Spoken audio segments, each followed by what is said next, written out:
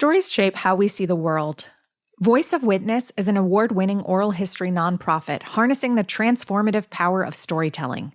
We work with individuals and communities impacted by injustice, helping them document their lived experiences through oral history, telling their own stories in their own words. In an era of reductive sound bites, we need this kind of nuanced grassroots storytelling to create a more just future. Visit voiceofwitness.org/learn to get involved, check out our workshops, and download tools to support your own project. Join us in building a more connected world, one story at a time. The first 100 days of a new presidential administration have the potential to be the most impactful. Campaign promises and concepts of plans begin to take shape and become reality. I'm Sarah. And I'm Beth. Together, we host Pantsuit Politics, a podcast where we take a different approach to the news. Join us for this different approach where we ask questions, resist hot takes, and have fun no matter what the world serves up. We'll get you through the first 100 days and beyond of the new Trump administration. Stay informed without all the anxiety. Join us for new episodes every Tuesday and Friday wherever you get your podcast. Lemonada.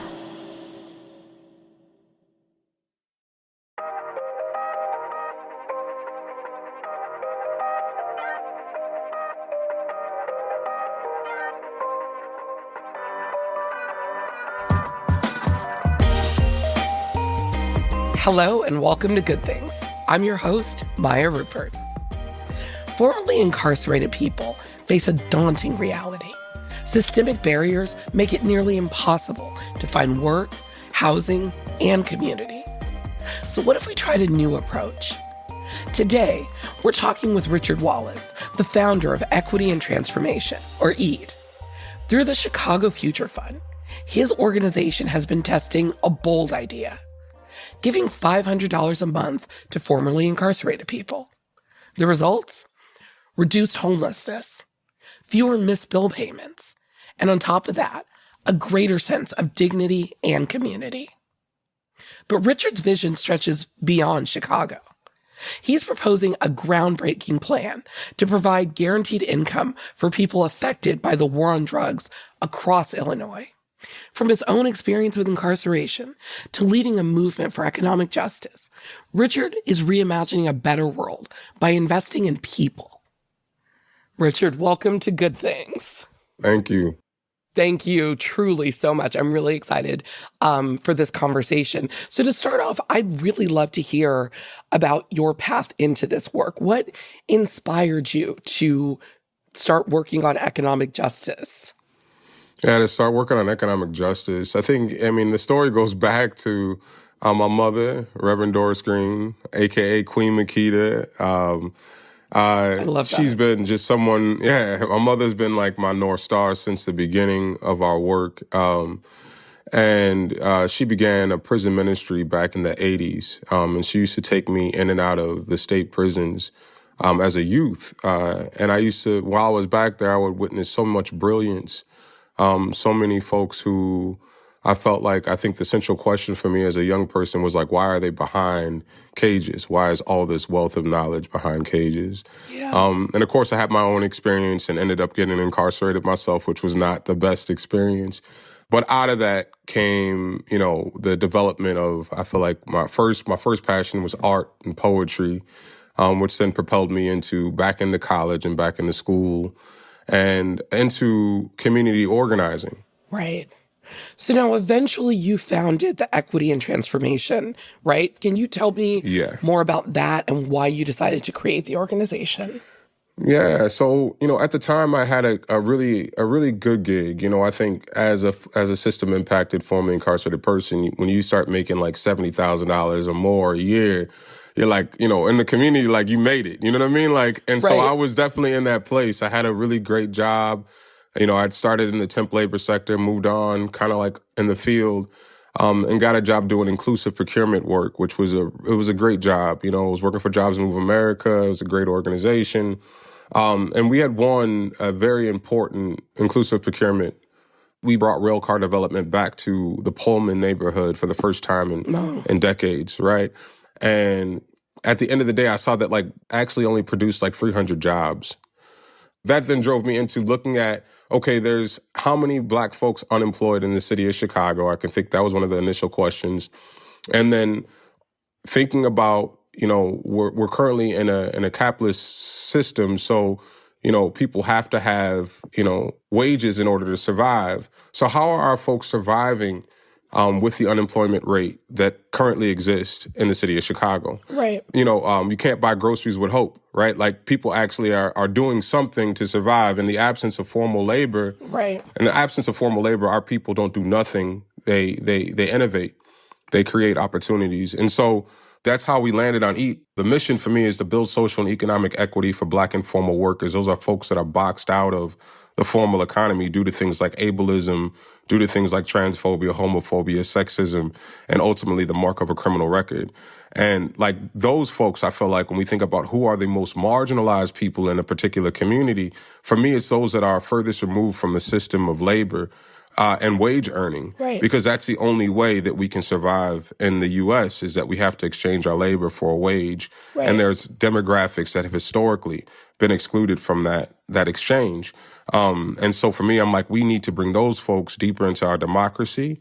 We need to create space for those workers to imagine a new social contract. And so that's how EAT was essentially established.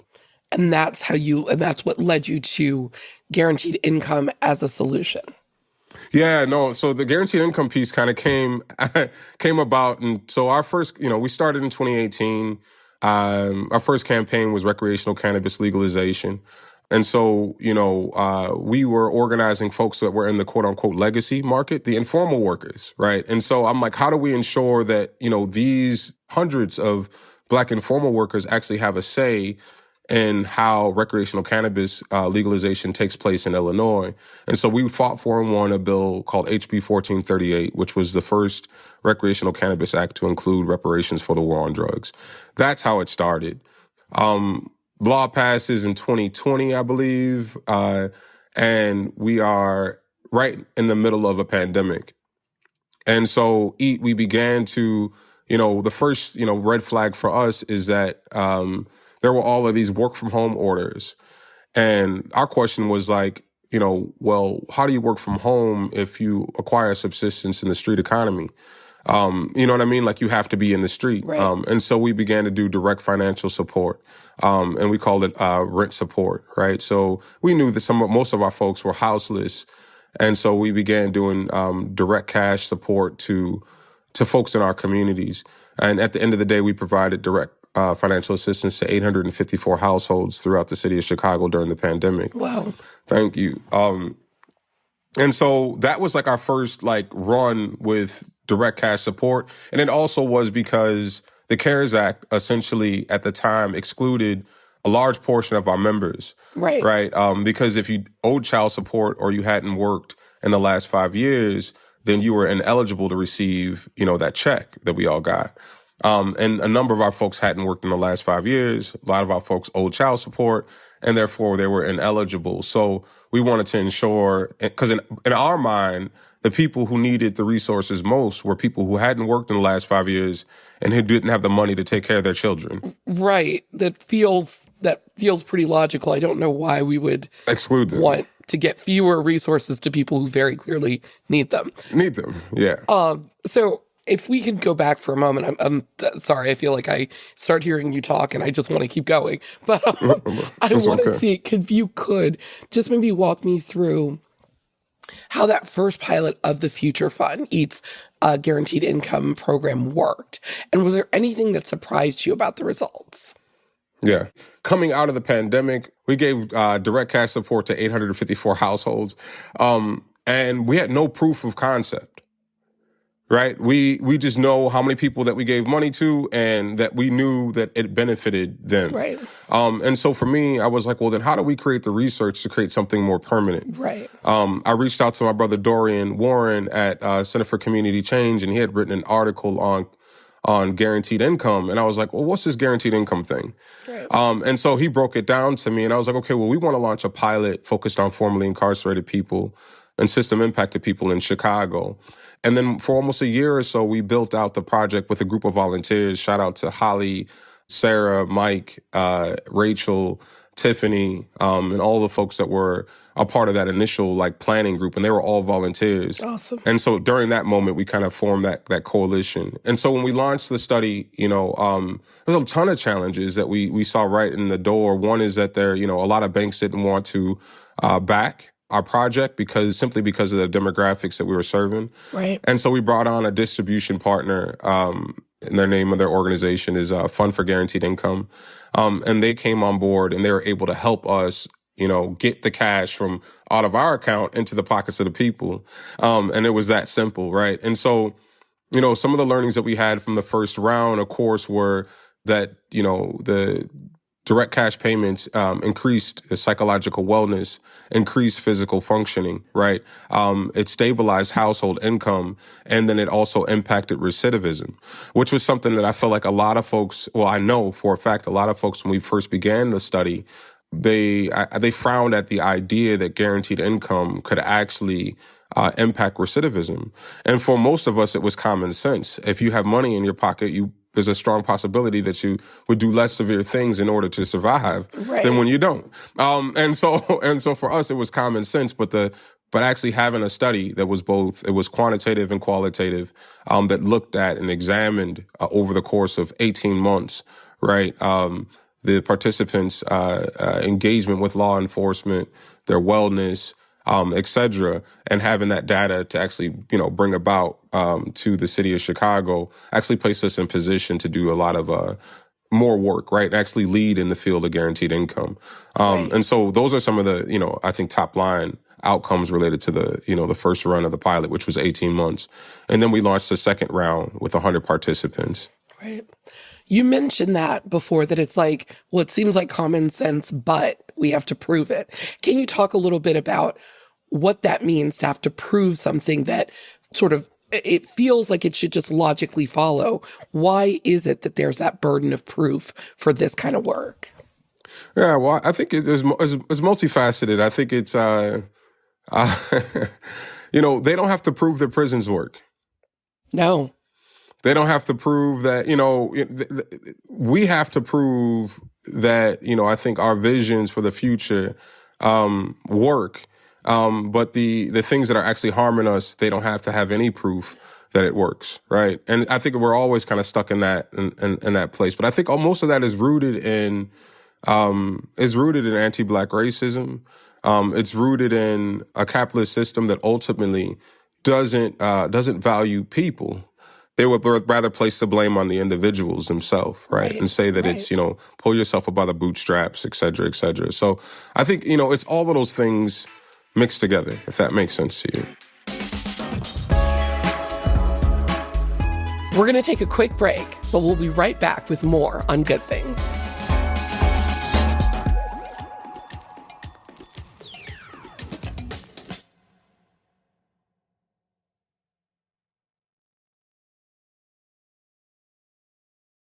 Interested in the power of first-person storytelling?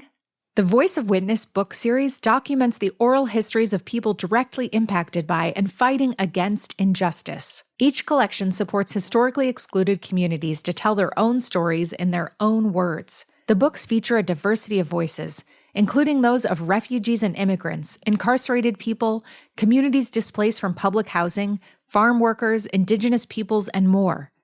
These powerful stories highlight crucial issues and expose the impacts of harmful narratives and policies, laying the groundwork to build solidarity and movements for change. Voice of Witness books are read and used by thousands of educators, organizations, and advocates across the country each year. Visit voiceofwitness.org/read to learn more, access free resources, and get involved. This message is brought to you by Cologuard, a non-invasive colon cancer screening test. Currently, colon cancer is the second leading cause of cancer-related deaths in the U.S., and it's on the rise in people under the age of 50.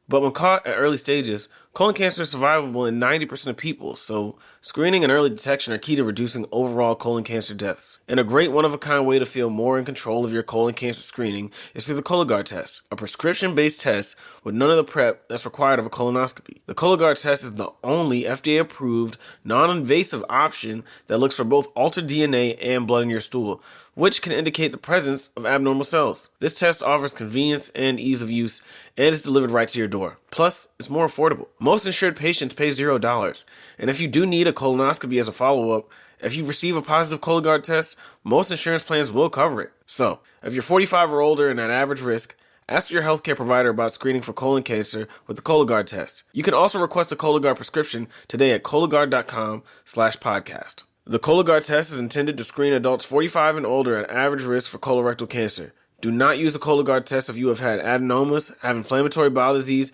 and certain hereditary syndromes, or personal or family history of colorectal cancer.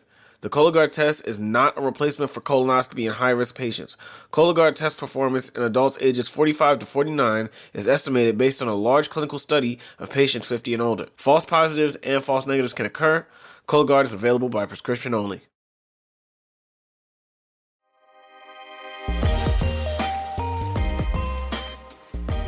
So let's talk specifically about the folks that were being served by EAT. Can you talk to me a little bit about what the participants who got the money, what did they do with it? And maybe do you have specific stories that can kind of illustrate how the Chicago Future Fund really can transform somebody's life?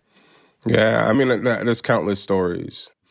I mean, I think just at the beginning, the orientation, the second round had 100 participants. They all received $500 a month for 12 months. Chicago's a big city on entrapment. And so there was a lot of folks that pulled up to it like, wait, hold on. I'm getting direct cash support because I'm, and it's okay for me to talk about my conviction status, something that I feel like a lot of folks have to hide or Right. the tendency is to hide these things.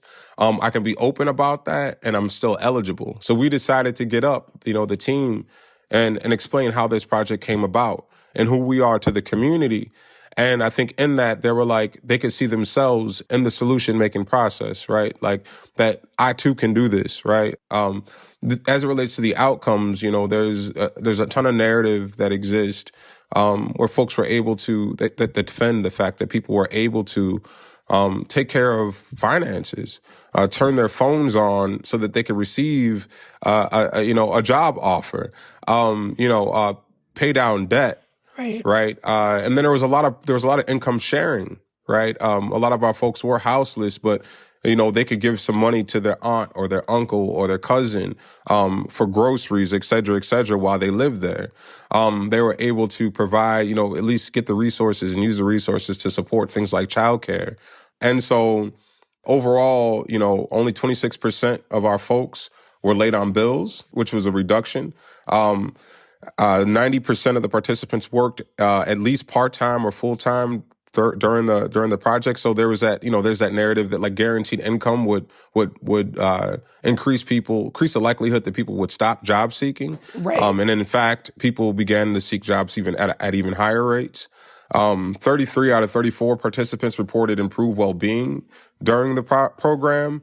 Homelessness dropped by 11%. And there was only 3 confirmed cases of recidivism. Wow. Out of the 100 participants. So that's huge for me. That's huge. When you have 100 participants, and if you look at the recidivism rates, you know why, right? Like, it has a huge impact. And so for me, those were the things that stood out the most. That's incredible.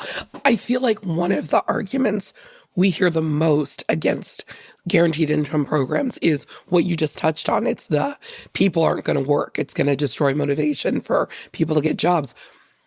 Again, it feels like common sense for a lot of us that one of the reasons people get discouraged seeking full-time, part-time employment is if you're not in a position where it's like, if at the end of 2 weeks, you're looking at a check that doesn't come close to covering what you need to do, it feels very unmotivating.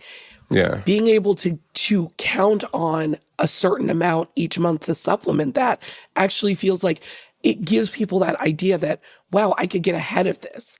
I could pay off some bills. I could be in a position. That motivating spark that's really powerful, right? Yeah. Yeah, most definitely. You know, our this is one of the sadder aspects of the study is that our participants were applying to up to 7 jobs a month.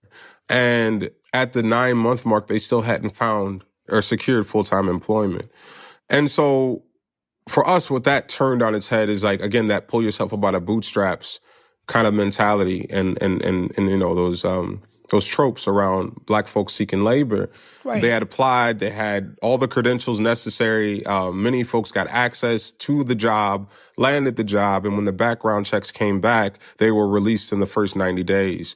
And so for us, it was like, one, we were excited to see that our folks, you know, were driven to look for employment at the rate that they were looking for employment. What was heartbreaking is that they deserved full-time employment jobs, but they weren't able to remedy that through the traditional market. And so that's something that we are taking with us as we advance this campaign moving forward, is that like our folks are job seekers, they're eligible, right? They have all the credentials necessary to be employed, and yet, you know, they are forced at the end of the day to persist via, you know, the informal market. And at the end of the day, if they actually had living wage employment opportunities, they would take them. Right. When I was researching to prepare for this conversation, I was really struck by how participants were also building community through this program. Can you tell me a little bit about the connections that emerged from people who were participating? Yeah, I mean, well, our guaranteed income program is a bit different than, I feel like, some of the more standard guaranteed income programs.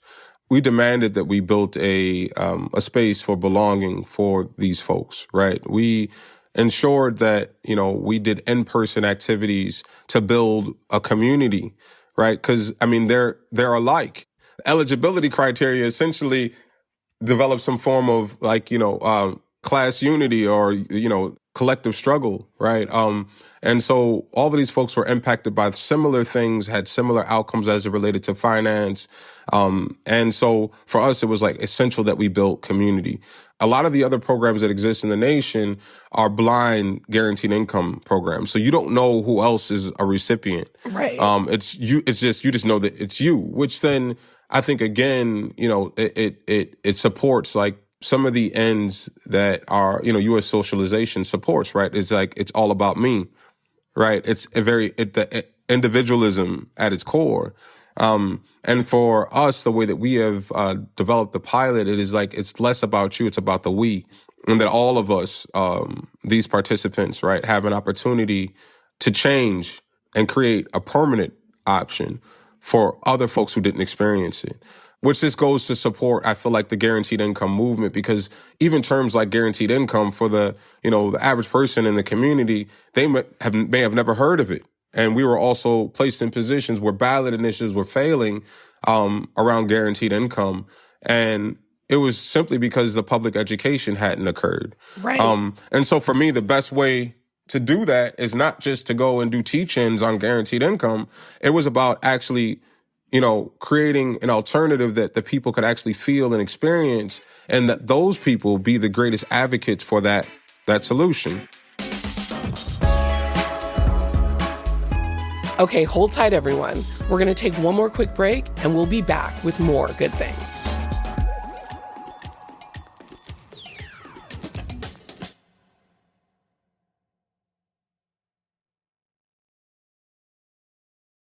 Are you looking for ways to make your everyday life happier, healthier, more productive, and more creative? I'm Gretchen Rubin, the #1 best-selling author of The Happiness Project, bringing you fresh insights and practical solutions in the Happier with Gretchen Rubin podcast. My co-host and happiness guinea pig is my sister, Elizabeth Kraft. That's me, Elizabeth Kraft, a TV writer and producer in Hollywood. Join us as we explore ideas and hacks about cultivating happiness and good habits. Check out Happier with Gretchen Rubin from Lemonada Media.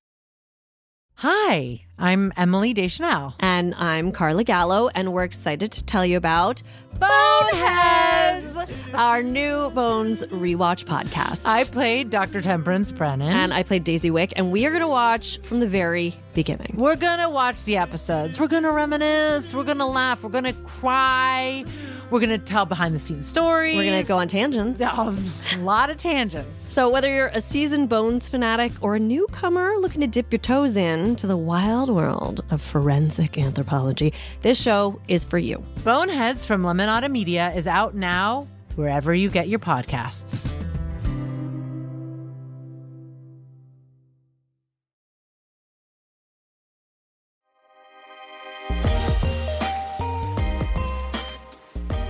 I know more recently you've started wanting to expand the guaranteed income model to survivors of the war on drugs across Illinois. Mm-hmm. This might be an obvious question, but I'd love to hear your thoughts on why is it so critical that direct cash support is being directed to survivors of the drug war? Yeah. The year that legalization took place, there was almost 2,000 arrests for cannabis-related offenses under legalization. And the majority of folks that were arrested under legalization were still Black folks. Right. And if this was about reparations for the war on drugs, right, and we're talking about seeing similar, outcomes as it relates to, Black folks consuming or consuming cannabis, right? Then we haven't gone deep enough. The cost of cannabis in the dispensaries is $40 a gram, right? And if you live in West Garfield Park, where the average per capita income was $11,900 at the time, do you actually have the capital to enjoy that pleasure, right, of a $40 gram of weed? And the reality is no, it's the same reason we buy loose squares, $2 for $1, because if I got $14 in my pocket, do I spend that entire 14 on a full pack, right, legally, or do I buy 2 loose squares for $1 on the street, right? And then I can smoke those 2 cigarettes. I'm not endorsing cigarette smoking, but at the same time, the logic, right, that our folks have to use to survive with so little. Yes. Does it make sense to spend $40 on a gram of weed? No. So our folks were going back into what we know as the informal economy in order to acquire, cannabis, which then put them at risk of rearrest, right? And so for us, when you think about West Garfield Park, if the average per capita income is around $11,900 a year, the guaranteed income pilot gives them a boost of $6,000. And so for us, it's that's where we get into the targeted guaranteed income framework, and that it has to be targeted to where it has the greatest impact. And where it has the greatest impact are the areas where you have the lowest per capita incomes. So based on this conversation, it sounds like this work goes actually a lot deeper than giving cash to people who need it. Yeah. How do you see trauma healing as a part of this work?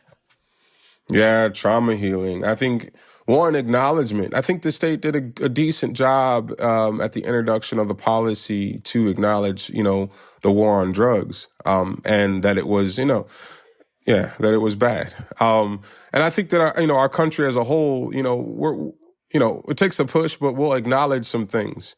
But I think the reparations as a framework, right, requires more than just acknowledgement. If we're going to name something, or frame something in the name of reparations, then we need to, fall back on what the UN defines as reparations. And what we know is that the UN defines reparations as, a coarse compensation, which we all know. Everybody is the first thing people be like, that's right. Talk about the bag, give me the bag, which is important. But it's also rehabilitation. Right. It's a commitment to rehabilitate, the communities that were harmed. It's also restitution, which is a commitment to restore the survivors to the condition they were in before the harm occurred. It's a guarantee of non-repetition, right, which essentially says that we're going to shut the door on this and ensure that no policies exist that will recreate this harm in the future. Right. And so for us, when you think about healing, a lot of that work happens in the restitution pillar, right? It's saying that and I think that's a framework for life, right? I would much rather have a reparations type, a model, right, as it relates to someone who breaks in my house, right? Compensate me for what you stole, Right. right? Ensure that I'm rehabilitated, right, and my family feels safe with you around me. Restore me to the condition that I was in before. So if you stole something, give it back, right? And then guarantee you're not going to do it again. Like, provide me examples of what you're going to do different so that you don't do the same thing again, right? And so at Equity and Transformation, we go a step further, and we actually built out a pilot program called the Restore Fellowship, where we take system-impacted, formerly incarcerated people through an arc, right, to reconnect them to their indigenous land, language, and lineage. So for 27 weeks, these fellows actually, they are relearning their history. Our history, if we simply say that our history started with chattel slavery, then we're starting at a trauma. And then what does it take to heal? And not just massage therapy, right? Like, healing it goes a bit deeper. It is like reconnecting to, one's land, language, and lineage. And so that is a clear example of how we're doing that at Equity and Transformation. In addition, we provide free therapy to participants, right? Like, amazing. Yeah, and that's important for us because, being able to disarm, right? I know a lot of folks that are formerly incarcerated. While we're incarcerated, we are walking around in a contraction for like the amount of time that we have, right? It's contraction, right? Like tightening of the body. Right. And then we get home, if we don't, plug in and unpack, the trauma that preexisted, the trauma of incarceration, along with the trauma of incarceration, we know hurt people and heal people. And so we have to be in the process of going through that arc of healing in order to give healing. Right. So as we start to wrap up, I'd love to know, when you sort of dream big for this program, where do you see the movement for guaranteed income heading? Yeah.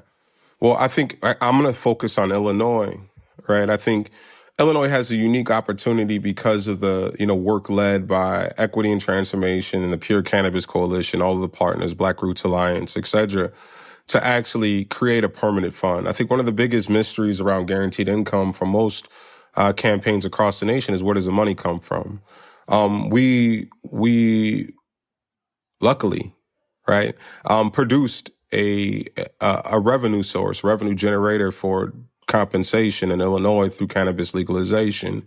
We can create a model that could be replicated across the nation. And so for me, I'm like daring our the Illinois legislators to cement that model, to make it permanent. Right. What are you hoping listeners take away from this conversation?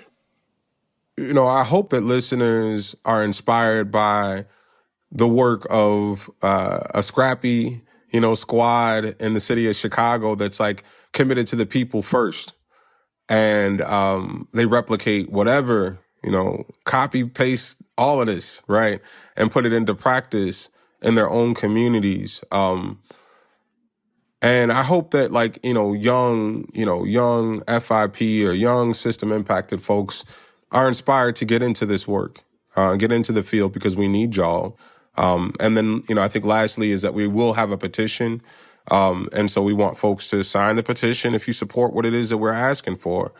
Sign the petition, support, become a member of an organization.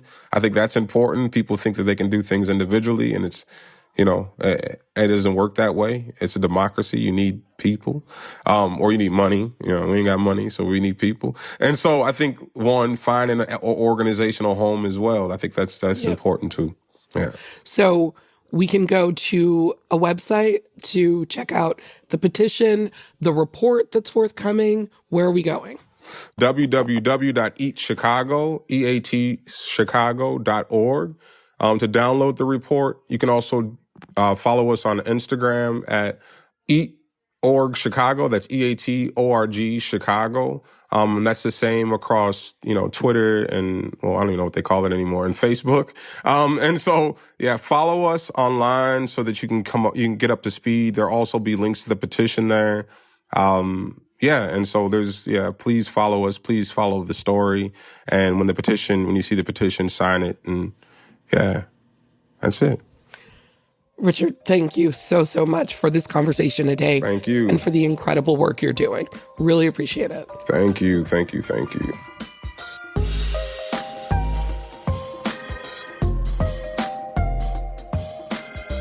This episode was made possible with the support from the Annie E. Casey Foundation. Learn more at aecf.org. Views expressed in this episode are solely those of the participants. Thanks so much for listening. I'm your host, Maya Rupert. This series is produced by Lisa Fu and Hannah Boomershine. Our supervising producer is Muna Danish. Mixing and sound design by Noah Smith. Jackie Danziger is our VP of Partnerships and Production. Production support from Maggie Kraushaar. Executive producers are Stephanie Whittles-Wax and Jessica Cordova-Kramer. Help others find our show by leaving us a rating or writing a review. Follow Good Things wherever you get your podcasts and listen ad-free on Amazon Music with your Prime membership. Thanks so much for listening. We'll see you next week.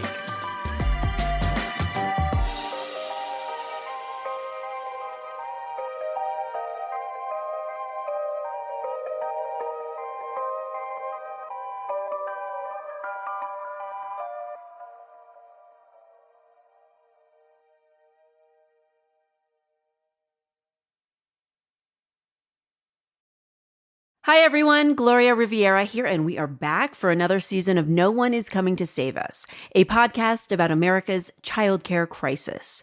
This season, we're delving deep into 5 critical issues facing our country through the lens of childcare: poverty, mental health, housing, climate change, and the public school system. By exploring these connections, we aim to highlight that childcare is not an isolated issue, but one that influences all facets of American life. Season 4 of No One Is Coming to Save Us is out now wherever you get your podcasts. Want more from your favorite Lemonada Media podcasts while supporting the shows that help make life suck less? Subscribe to Lemonada Premium today. As a subscriber, you'll unlock exclusive bonus content like never-before-heard interviews, behind-the-scenes moments, bonus episodes, and so much more. It's easy to sign up no matter what podcast app you use. On Apple, you can just click the Lemonada logo in the Apple Podcast app and hit subscribe. For all other podcast apps, head to lemonada.supportingcast.fm to subscribe. That's lemonada.supportingcast.fm.